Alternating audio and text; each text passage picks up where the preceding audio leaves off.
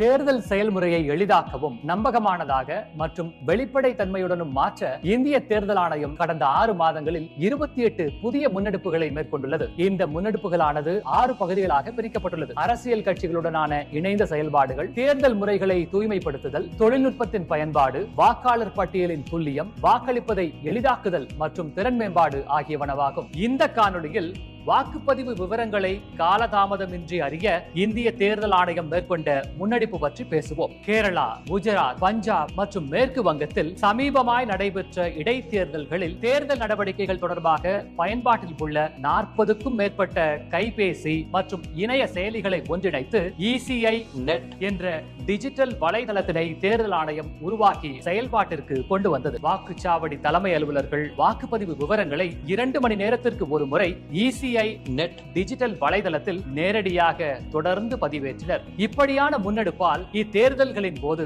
வாக்குப்பதிவு விவரங்களை எவ்வித காலதாமதமின்றி வெளிப்படைத்தன்மையுடன் அனைவரும் அறிந்து கொள்ள ஏதுவாக அமைந்தது.